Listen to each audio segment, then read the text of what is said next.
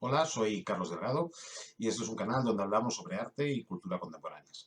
Vamos a continuar con la sesión de Dalí, donde estábamos viendo cómo el artista, sobre todo a partir de los años 30 y a finales de los años 30 y ya sobre todo en los años 40, culmina una vinculación muy determinante para su trayectoria posterior con lo que podemos denominar la cultura de masas, todo aquello que se produce de manera industrial para que tenga una repercusión amplia en un público que poco a poco, sobre todo después de esa Segunda Guerra Mundial y en el contexto norteamericano, va a resurgir dentro de un nuevo contexto que es esa sociedad de consumo que se va a establecer y ya que va a alcanzar su culmen en las décadas siguientes, ese triunfo de esa sociedad consumista, capitalista, pues Dalí va a intervenir en ella con mucho vigor, con mucha fuerza. Y nos habíamos quedado viendo el proyecto que él había elaborado para la Feria Universal, de Nueva York del año 39, y también habíamos visto ya cómo la alta burguesía neoyorquina y también la aristocracia le encargaban retratos. Habíamos visto, por ejemplo, el del Marqués de Cuevas. Y hoy vamos a continuar con esta huida, como muchos otros artistas de Dalí, hacia Estados Unidos, con el avance de la Segunda Guerra Mundial en el contexto europeo. Vamos a ver cómo al llegar a Nueva York enseguida empieza a ganar dinero, y es en este mismo contexto cuando Breton lanza ese anagrama tan famoso de Ávila Dólares, con las letras de Dalí, de Salvador Dalí, constituye esta palabra, ávido de dólares, y este juego que de alguna manera determina la imagen que ya el movimiento surrealista tenía sobre este Dalí, que va a recibir muchísimas propuestas comerciales en el contexto norteamericano. De hecho, él no va a aceptar todas, pero va a aceptar muchas de ellas y va a empezar a trabajar, va a aplicar lo que había sido en su periodo clásico vanguardista, ese método paranoico crítico, o por lo menos los estilemas que lo configuraban como herramienta decorativa para dar un cierto sentido de lujo vanguardista a muchos productos de la cultura de masas. Por ejemplo, en 1943 decora el apartamento de Elena Rubinstein y luego esas imágenes aparecerán también en la revista Vogue. O, por ejemplo, los perfumes Schiaparelli de Nueva York lanzan una tonalidad de barra de labios, Radiance, que aparece empaquetada con una caja de plástico de color lila oscuro, con forma de corazón y con una etiqueta surrealista diseñada por el propio Dalí. Estos son solamente unos pocos ejemplos, pero va a elaborar muchísimas intervenciones. Vamos a ver algunas más a lo largo de su trayectoria dentro del ámbito de la cultura de masas. Pero posiblemente en este contexto de mediados de los años 40, por donde ya estamos avanzando, uno de los momentos más determinantes de Dalí es su aproximación a Hollywood, al contexto del cine, de la industria cinematográfica. Él ya había entrado en contacto, por ejemplo, con los hermanos Marx, había realizado un dibujo muy interesante de uno de ellos. Nos referimos a Harpo Marx, al mudo, y aquí le vemos tocando un arpa, que es un regalo que le había hecho el propio Dalí, con cuchillas, y que luego también el artista le retrató en este dibujo también mítico. Félix Fanés, el historiador y el comisario de la exposición Dalí Cultura de Masas, que ya hemos aludido a ella en alguna ocasión, ha llamado, aquí en otra investigación suya, sobre las relaciones de Dalí y el cine, cineasta sin films, cineasta sin películas, a Dalí. Y es cierto que la relación de Dalí y el cine es conflictiva. A lo largo de su trayectoria va a haber distintos proyectos que no se van a llevar a cabo. Ya vimos la importancia que tenía el cine como lenguaje asociado a la vanguardia cuando analizábamos Un perro andaluz, la película de Buñuel. Y en el año 1945 ocurre algo muy interesante, que es que Dalí se va a Hollywood y allí entra en contacto, o es llamado en realidad, por David Selznick, el productor, y Alfred Hitchcock, que están rodando una película que se llama Recuerda, que es la primera vez que en el cine norteamericano se va a tratar el tema del psicoanálisis.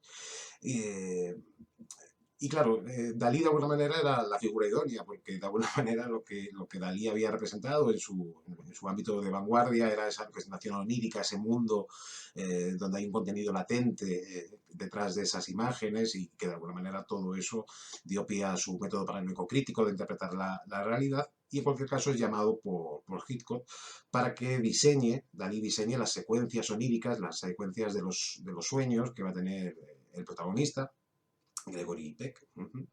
Y, y claro, huyendo de cómo Hollywood había rodado habitualmente los sueños a través de nubes, a través de ciertas difuminaciones, ¿no? Y lo que plantea Hitchcock es que deseaba obtener unos sueños muy visuales, de rasgos agudos y claros, con una imagen incluso más limpia que la de las películas, que de alguna manera era lo que había hecho Dalí.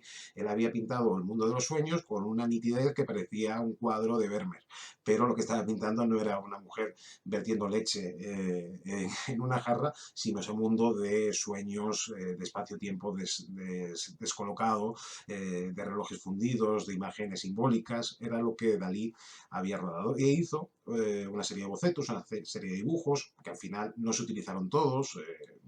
El resultado, nos dicen los especialistas, que seguramente está muy cortado y muy modulado con respecto a lo que había sido la pretensión original de Dalí, pero en cualquier caso vemos elementos recurrentes de la iconografía clásica de Dalí que se imbrican en esta película, en este proyecto cinematográfico de Alfred Hitchcock que se llamó Recuerda.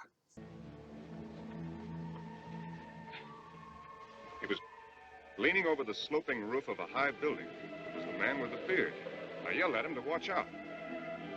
Then he went over, slowly, with his feet in the air. And then I saw the proprietor again, the man in the mask. He was hiding behind a tall chimney, and he had a small wheel in his hand.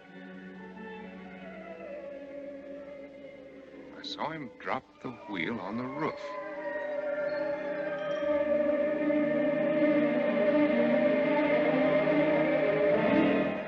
Suddenly, I was running. Then I heard something beating over my head. It was a great pair of wings. The wings chased me and almost caught up with me when I came to the bottom of the hill. Y es un año más tarde, en 1946, cuando los estudios Disney entran en contacto con Dalí para que intervenga en una de sus películas. Que iba a estar compuesta esta película por una serie de relatos breves, y a Dalí le tocó intervenir en una historia, se supone que duraba entre 6 u 8 minutos, depende de las fuentes, donde él construyera lo que le pidieron. De hecho estuvo contratado con horario fijo allí en los estudios de Disney, para que hiciera una serie de bocetos que luego a la larga serían el desarrollo de esta parte, donde él lo que hacía era interpretar una canción mexicana que se llamaba Destino, con sus imágenes surrealistas, sus imágenes esas de doble sentido que habíamos visto, por ejemplo, en El Enigma sin fin, ese tipo de imágenes son las que él desarrolló. No se llegó a rodar la película, en un momento determinado Disney decidió parar aquel proyecto, pero recientemente se hizo una especie de edición a partir de lo que Dalí había elaborado, porque conservamos acuarelas, óleos y una serie de dibujos. Todo lo que encontramos, sobre todo, ese juego de unas formas que parecen una cosa pero que luego están evocando otras, ¿no? Ese juego de desplazamientos semánticos es lo que domina en toda esta película, que como digo finalmente no se realizó, pero conservamos todo ese material y vamos a ver esa reconstrucción, un fragmentito que se hizo recientemente sobre lo que podía haber sido Destino si finalmente se hubiera llevado a cabo.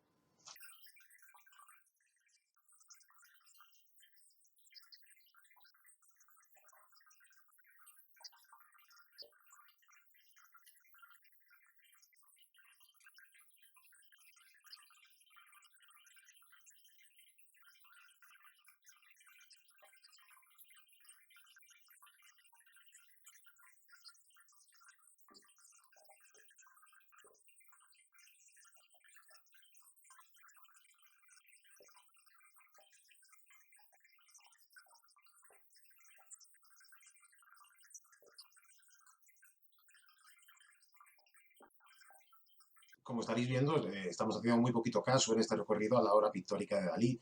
Realmente lo que hace Dalí es, en muchos casos, convertirse en una especie de parodia, ya lo hemos mencionado, de lo que él mismo había elaborado.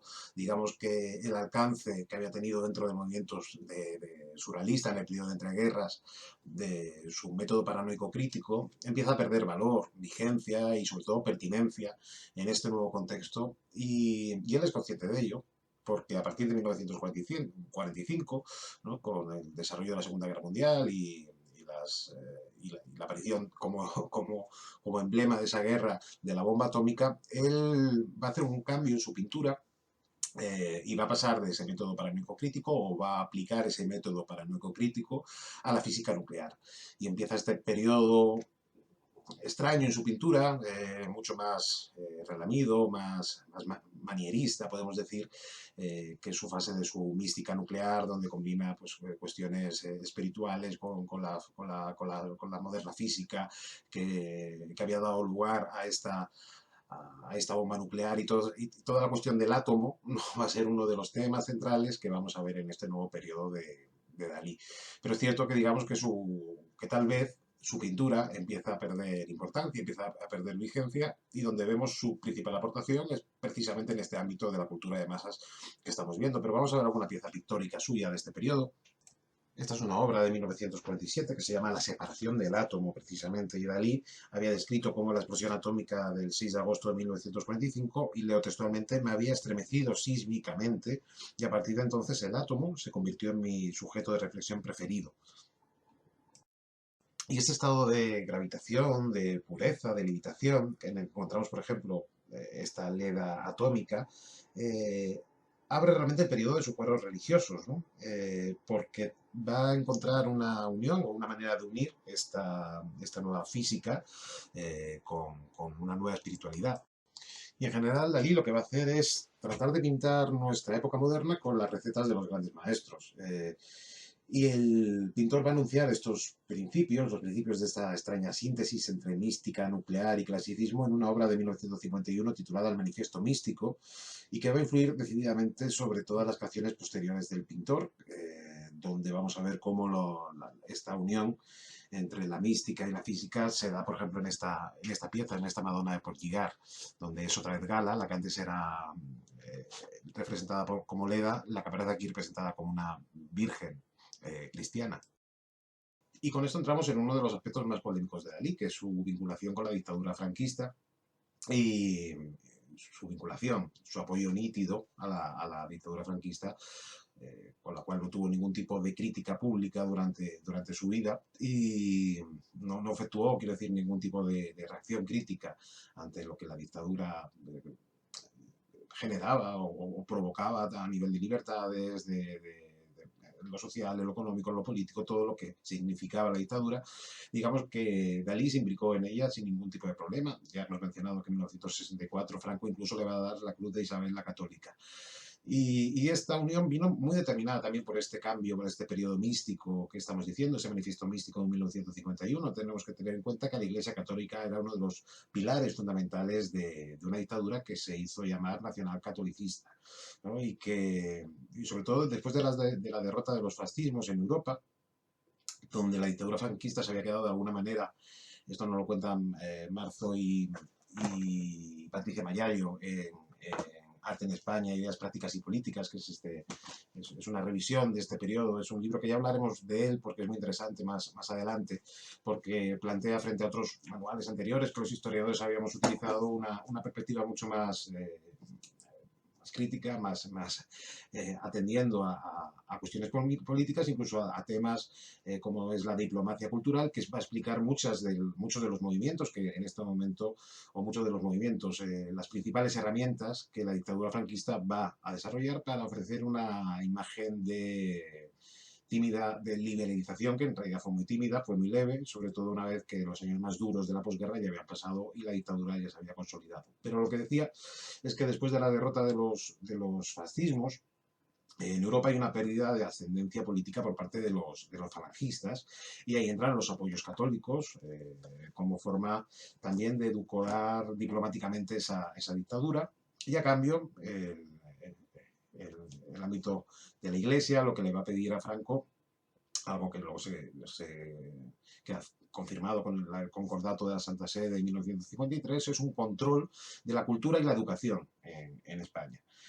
Pero al mismo tiempo la Iglesia se va a plantear una especie de renovación de su imaginario visual frente a ese fascismo español que había sido frente a a ese realismo ese realismo propagandístico que habíamos visto, por ejemplo, en otras dictaduras, como la fascista de Mussolini en Italia.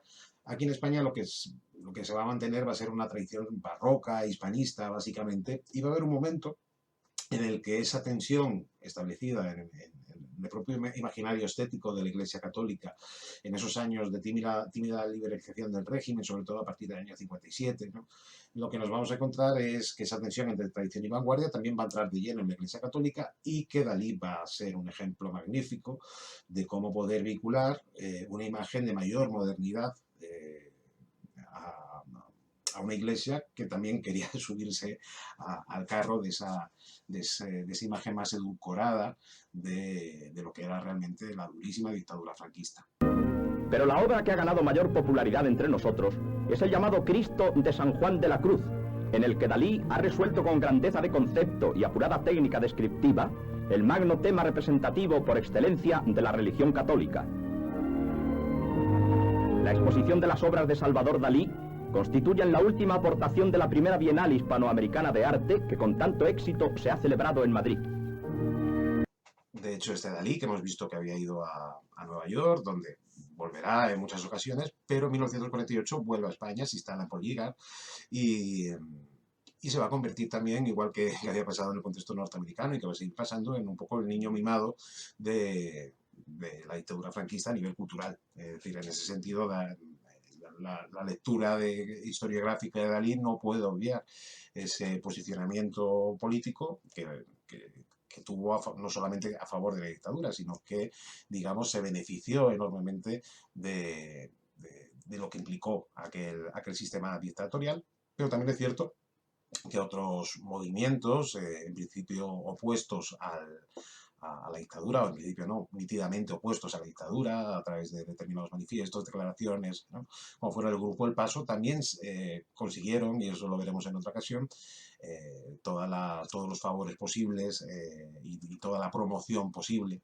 de la propia dictadura franquista, que en un momento determinado ve como esta abstracción de carácter gestual, muy vinculada a lo que estaba pasando en Estados Unidos, también va a tener la capacidad de generar una imagen de modernidad del régimen, y la va a promocionar a través de su presencia, de la presencia de artistas como Tapies, como Millares, como Saura. Lo va a promocionar por las principales bienales internacionales como imagen de modernidad, y va a ser de hecho la vanguardia oficial de la dictadura franquista después del plan de estabilización y de esos años esos momentos previos al desarrollismo. Luego ya en los años 60 este Grupo El Paso y otros artistas de alguna manera toman conciencia de que han sido en gran medida utilizados por la dictadura y empiezan a negarse a ir a sus grandes eventos internacionales en representación de España. Pero hay ese momento complicado, además muy concreto en cuanto al tipo de vanguardia que el franquismo quería desarrollar, que era una vanguardia de carácter gestual. De ahí también el rechazo, por ejemplo, a no apoyar a un movimiento también abstracto de carácter geométrico, como podía ser Equipo 57, que ha pasado a la historia del arte español en un lugar mucho más secundario, cuando en realidad lo que estaban planteando Equipo 57 era desde otro lugar, basado en el orden, en la geometría, en otros protocolos también de carácter colectivo, ¿no?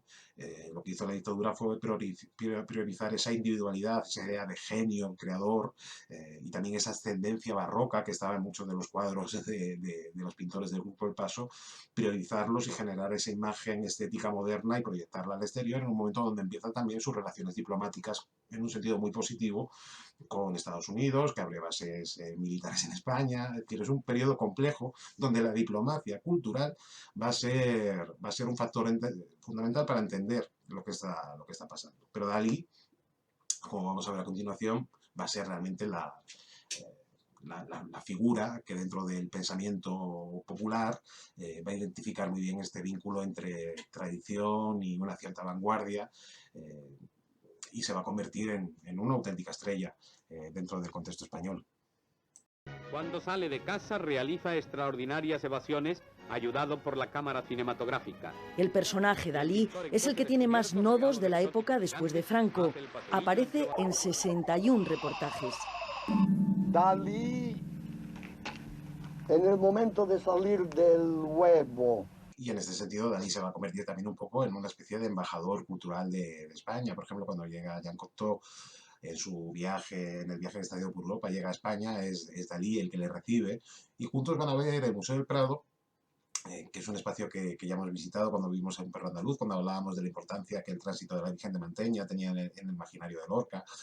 También en el de Eugenio d'Ors, que decía que era la película más, el cuadro más cinematográfico de toda la pinacoteca, y cómo ellos luego lo adaptan, Buñuel y Dalí, en un momento determinado esas nubes filosas las incorporan en un Perro Andaluz. Pero lo que estaba contando es, efectivamente, cuando llega Jean Cocteau a Madrid en el año 1953, y hay una anécdota que bueno, tiene ese carácter simplemente de anécdota, pero me parece muy, muy interesante en esa imagen provocadora y en esa imagen de, ¿cómo decirlo?, de sorprender continuamente al otro, esa pose que va a tener Dalí, un Dalí que frente a un Charlotte, a un Chaplin que se pone el bigote, Charlotte se lo quita y es Chaplin, Dalí ya cada vez se va a convertir pues eso, en una parodia de sí mismo, es decir, va a ser incapaz de quitarse los dos bigotes, y toda su presentación, y lo vamos a ir viendo a lo largo de este vídeo y del siguiente, toda su presentación en sociedad, toda su presentación pública, siempre tiene que estar armada bajo los parámetros de la extravagancia, de lo raro, ¿no? Y esta anécdota del Prado con Jean Cocteau, que la va a contar, la vamos a ver de boca de Dalí, es muy sugerente en ese sentido, ¿no? Un día que fuimos a ver juntos con Jean Cocteau, que tenía mucho el esprit francés, el más refinado, fuimos a ver juntos el Museo del Prado.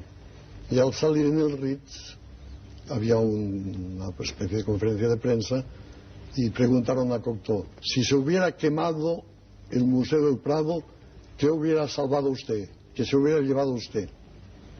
Yo ya vi lo que iba a decir porque era un plagio de una cosa de un griego. Y dijo, mirándome a mí, quieren decir eso, Dalí no puede hacer mejor, pues yo me hubiera salvado el fuego. Y se quedó mirándome. Entonces, naturalmente, los periodistas me dijeron, ¿y usted, señor Dalí, qué se hubiera llevado, qué hubiera salvado?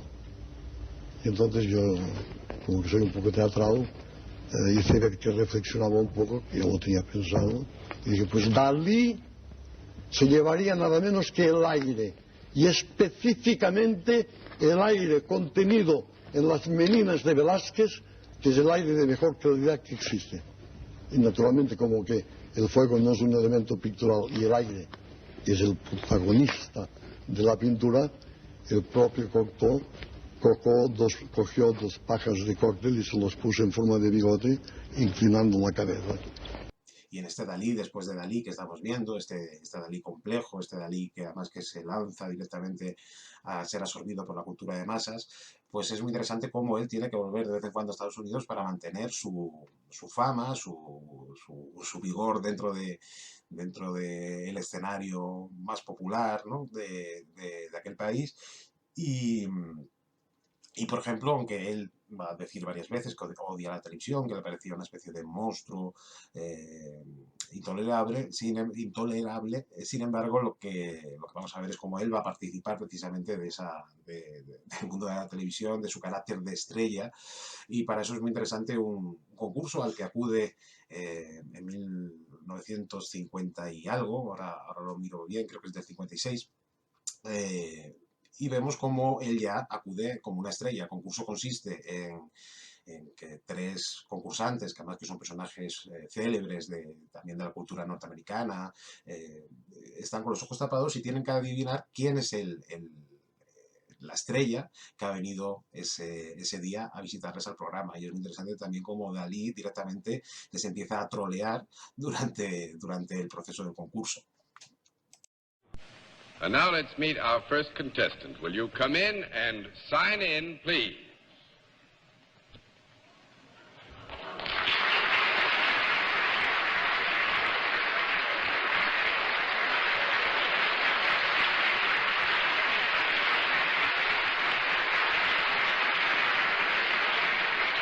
All right, panel, as you probably have realized, there is an area of identification here that might be in appearance, costuming, name, some area of identification which would give you too much information, so you're blindfolded. I would just ask our guest if you are fully familiar with how we keep score. Yes. All right, then in that case, let's let the folks at home and our friends here in the theater know exactly what your line is.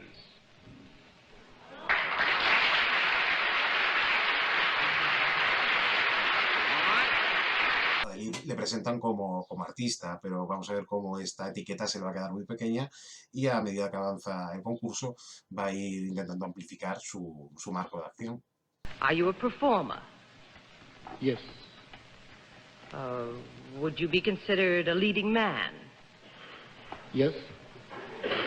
I got to move in here.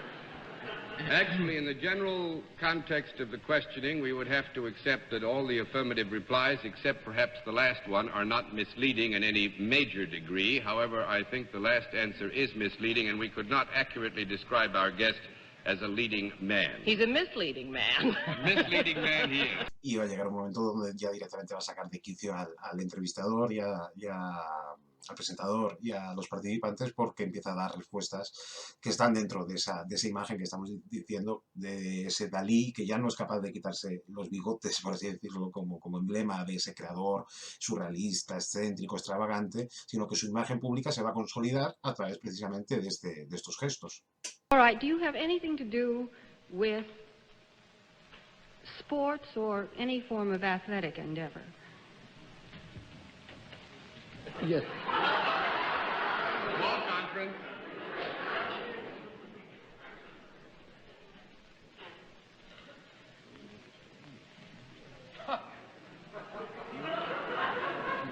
Yes, all right. Now, I think it would be too misleading to suggest that our guest had a basic affiliation with sports. This is not to say that it is not within the compass of his enjoyment. Esa exhibición dentro de las herramientas fundamentales de lo que es la cultura de masas, como puede ser la televisión, luego la combina Dalí, porque este vídeo que hemos visto finalmente era de 1954, que es el mismo año en el que él, en una conferencia de prensa en el Palacio Pallavicini de Roma, hace una performance donde sale de un cubo metafísico para, de alguna manera, mostrar este renacimiento de su discurso, que ya no está amparado bajo los cánones propios de su surrealismo de entreguerras, sino que plantea otras lecturas, otros discursos, en cualquier caso una especie como de esperpento extraño que no se sabe muy bien qué quiere orientar o a quién quiere convencer de algo, que realmente lo que tiene detrás es una performance llamativa, extravagante, para seguir potenciando esa imagen de genio loco que él mismo la va a potenciar a lo largo de su trayectoria.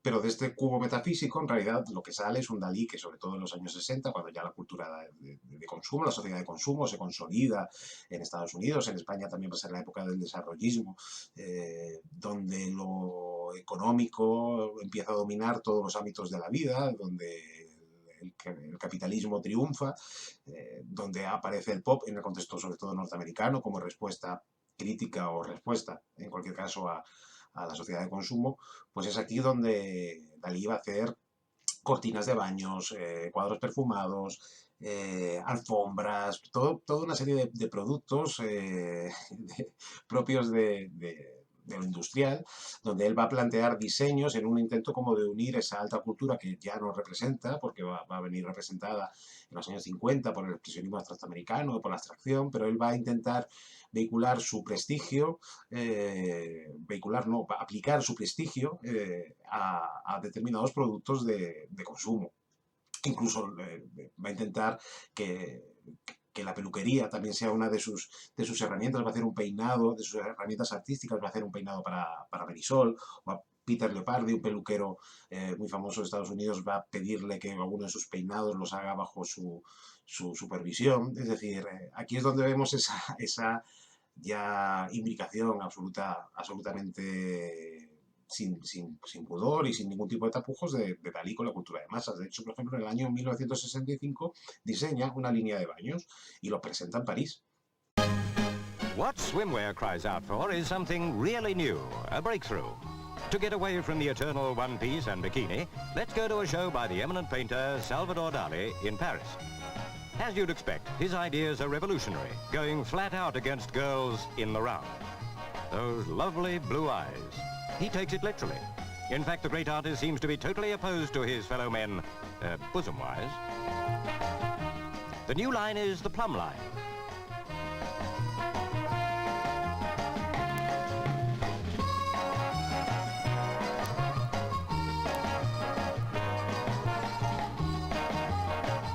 We may be old-fashioned, but if we meet them this summer, we shall fight them on the beaches.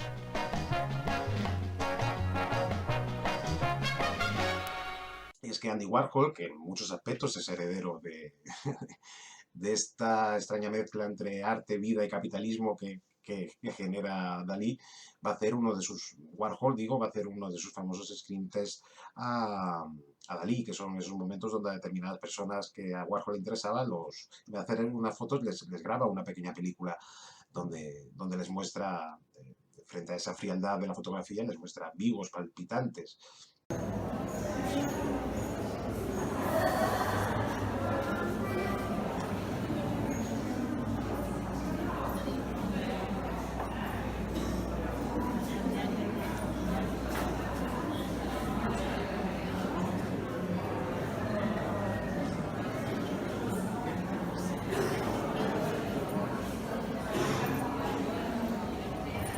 Y mientras en España sigue cultivando su carácter excéntrico, que como hemos visto antes se va a hacer muy popular. El nodo señalábamos que se va a convertir en una estrella dentro del contexto español de aquellos años, como este vídeo que vamos a ver a continuación de 1967, que lo vamos a analizar porque plantea algunas cuestiones muy interesantes sobre lo que Dalí aporta, ¿no? Porque vamos a ver cómo al final culmina con una de sus piezas claves. De hecho, Dalí le va a dar mucha importancia a la pieza que presenta al final del vídeo, pero vamos a ver cómo a lo largo de esa presentación Dalí hace performance, hace arte de acción, podemos decir, hace una serie de piezas que podrían estar vinculadas a una línea de arte conceptual que luego en España se va a desarrollar ya a partir de los años 70 con mayor contundencia. Y que nos muestra esa versatilidad de un Dalí que no se amolda a una disciplina concreta, aunque la pintura sigue siendo el emblema de su trabajo, pero vamos viendo cómo introduce otras posibilidades expresivas. El famoso pintor Dalí recibió hace poco tiempo el regalo de un elefante, con el cual, al parecer, cruzará los Alpes cuando el animalito crezca. Ahora nos trasladamos a su residencia de Paul Gigat, donde le vemos portando un colchonfier, que es una mezcla de colchón y globo inventado por el pintor. Este colchonfier, suponemos, tiene la virtud de captar en el aire efluvios deletéreos y orientarlos hacia el numen de Dalí, ayudándole en sus geniales creaciones. El pintor se atusa las guías de su bigote y contempla 8 sardinas, 8 surgidas esotéricamente. El cubo está vacío, pero al conjuro de la invocación daliniana, agua y sardinas se precipitan a su interior.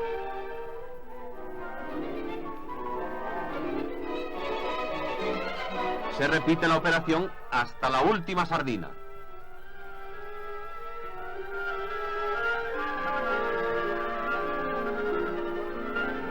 Pero entre todas ellas hay una que fue testigo de la Odisea de Ulises y que conserva en sus entrañas todos los trasuntos homéricos del Mediterráneo. Esta super sardina es la elegida por Dalí. Luego la sitúa sobre el colchonfier, transportándola dulcemente por el estrecho pasillo de Escila y Carítis, mientras en la lejanía se escucha una música de sirenas.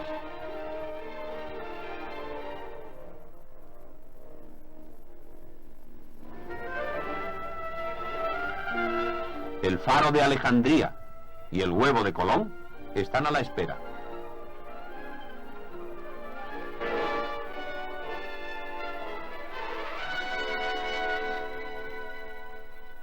Ahora Dalí nos va a explicar su último cuadro, La pesca de los atunes.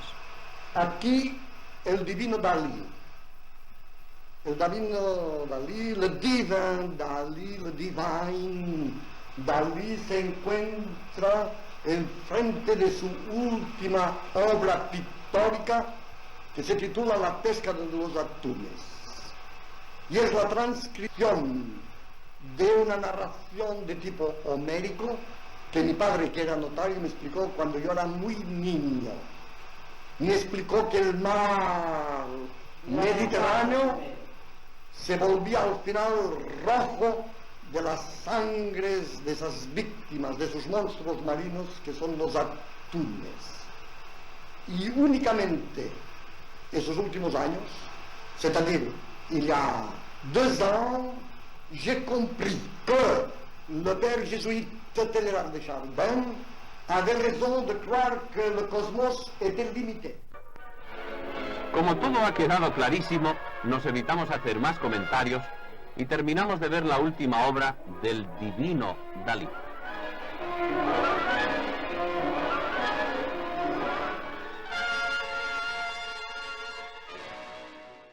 En el arte español de los primeros movimientos conceptuales está Josep Pontasí, que trabaja en la naturaleza con hinchables construidos con formas modulares, enlazadas, que incorpora lo efímero, lo mutante, y por supuesto no tiene nada que ver con la propuesta de que es ese colchón globo que hemos visto que saca Dalí a mitad del vídeo, pero que de alguna manera ya está planteando, si el conceptual fue una reacción también al exceso de presencia que había tenido el informalismo, aquí Dalí también de alguna manera está planteando otro tipo de arte, otro tipo de experiencia que tiene que ver con algo procesual, con algo efímero, y bueno, en cierto sentido lo traigo simplemente para asociar dos poéticas que, aunque están muy distintas en sus intenciones, encajan. Ese movimiento casi mágico que hemos visto con las sardinas, con el agua, pues ya estaba presente en las fotografías que Philip Halsman realizó con Dalí, sobre todo la serie de Dalí Atómico, que es esta que estamos viendo, donde esa idea de la levedad captada en un momento determinado está presente, ese movimiento extraño que no podemos asociar a lo real. Pero sobre todo este cuadro, La pesca del atún, homenaje a Meissonier, que es el que nos presenta Dalí, es un cuadro tremendo, porque lo que estamos viendo es cómo viola los tabús de la alta cultura, de esa vanguardia que era informalista o abstracta, y él lo que hace es, como él mismo señala, realizar trucos paralizadores para engañar al ojo, el academicismo más desacreditado, y es precisamente lo que estamos viendo. El cuadro es un horror, es decir, de exceso narrativo, de color, de ese dibujo tan perfecto, tan académico, ¿no? Es precisamente un cuadro, como dirá Alfred Barr, que fue el director del MoMA, de aspecto descriptivo, minucioso y estúpido. Es un cuadro que atenta contra el buen gusto, es un cuadro clamorosamente kitsch, y es ahí, en ese posicionamiento kitsch, en ese posicionamiento, en ese canto a la hortera, a lo cursi, al mal gusto, donde está la radicalidad de esta propuesta.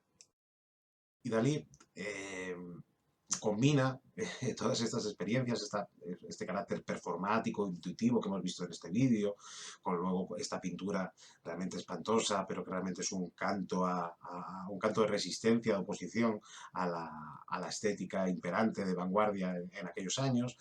Pero es que incluso también se opone al enfriamiento de la pintura que había supuesto también el pop, es decir, se opone a la abstracción de carácter informalista, pero también a ese enfriamiento que a partir de los años 60 empieza a introducir el pop. Es decir, es un cuadro raro, fuera de cualquier onda, es un cuadro absolutamente peculiar, y esa peculiaridad de Dalí, ese carácter provocador, ese romper los tabús, aquí en este cuadro de Meissonier lo que está rompiendo es el tabú, un tabú artístico, está incorporando lo académico, lo denostado, lo pompier, lo que la crítica y la alta cultura había denostado, lo está incorporando, pero es que también incorpora algo tan alejado de lo que se entiende como la sensibilidad artística, como son la publicidad. Primero hace uno de Osborne, un anuncio de Osborne, o en el año 1970 hace uno muy famoso de Chocolates Lavín, donde lo que está haciendo es autoparodiándose a sí mismo, se convierte en una parodia de sí mismo, y esa parodia es precisamente la herramienta, su imagen de marca,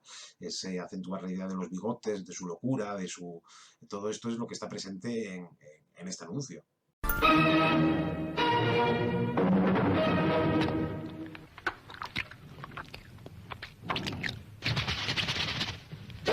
Je suis fou du chocolat l'envers. Y en esta lectura que estamos haciendo de Dalí, donde nos estamos un poco saltando a la torera sus cuadros, hemos visto alguno, pero su obra pictórica, que va a ser de amplísima envergadura, va a hacer muchas obras durante todo este periodo de este Dalí, después de Dalí que estamos mencionando, ¿no?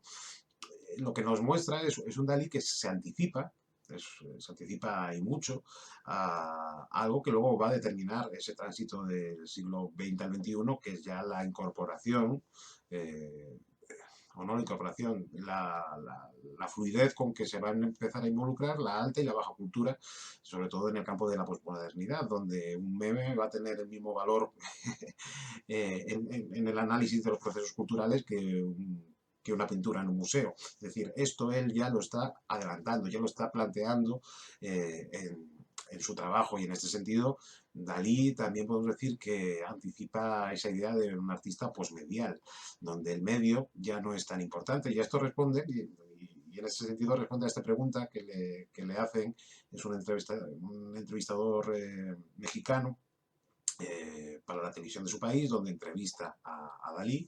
Y mientras Dalí está firmando un montón de láminas, de serigrafías, que luego también vamos a ver cómo las firma con una soltura, que luego hay toda una polémica en torno a Dalí, porque hay muchas obras que han salido al mercado con firma de Dalí, pero que se supone que no son de Dalí, es decir, que en un momento determinado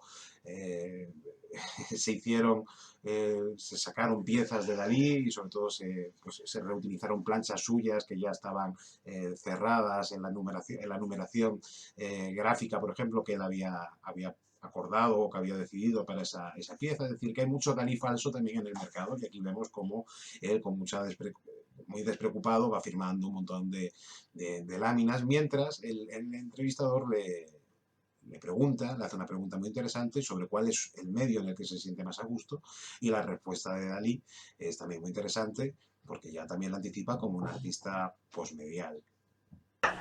Maestro, ¿qué es más, en qué se realiza mejor su genio? ¿En la pintura, en la escultura, en el grabado, en las joyas?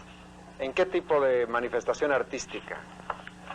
Prepárese, querido amigo, porque eso es la última pregunta que voy a responder.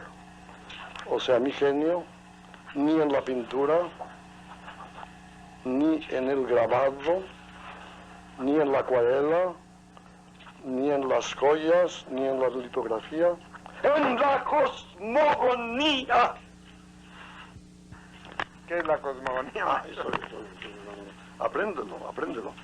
Muy bien. En la cosmogonía, nos dice Dalí, y es que precisamente este Dalí último, que ya vamos a terminar de ver en la siguiente sesión, este vídeo es de 1971, Dalí muere en el 89, vamos a ver que todavía le queda muchas cosas por hacer. Decía que este Dalí último, que va a abrir su museo en Figueras, que va a ser una especie como de Disneylandia de Dalí, va a seguir avanzando en la construcción de su propio mito personal, va a seguir indagando en distintas experiencias pictóricas, instalativas, performáticas, y va a seguir siendo una figura muy interesante, sobre todo en esa vinculación que hemos visto entre la alta y la baja cultura, en la cual él va a ser un absoluto pionero.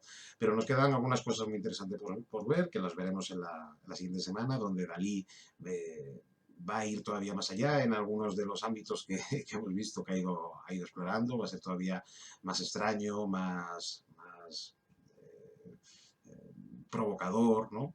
Hasta configurar una figura que en muchos aspectos va a ser bastante antipática. Veremos la semana que viene como incluso Chicho Ibáñez Serrador le hace una entrevista y le dice: caray, si es que el público tiene mucho más cariño por el otro gran pintor, que es Picasso, que por usted, señor Dalí, porque usted lo que está mostrando es una fachada, es una máscara.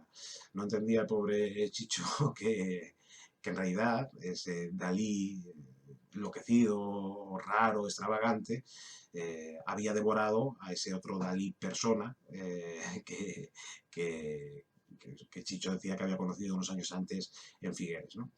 Y al final ese artista, cuyo proyecto ya desde el surrealismo era involucrar el arte en la vida, lo involucra tanto el arte en la vida que él mismo se convierte en su propia obra de arte. De hecho, digamos que la gran obra de arte de Salvador Dalí es el propio Dalí. Pero sobre eso hablaremos en la siguiente sesión, donde ya terminamos de ver a esta figura singular dentro del desarrollo de la cultura y del arte español, y matizaremos algunas cosas que hemos dejado un poquitín en el aire, y cerramos esta aproximación a este Dalí después de Dalí. Así que nos vemos en la siguiente. Chao, chao. Sir, is the greatest living painter in the world? Today, Dalí. But,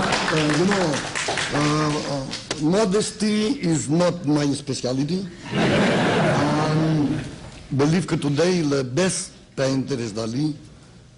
But see, Dalí compare of the big masterpiece of Renaissance period, desde que Velázquez and Raphael or Vermeer, in this moment Dalí is absolutely nothing. Dalí is only good because the other painters is so bad.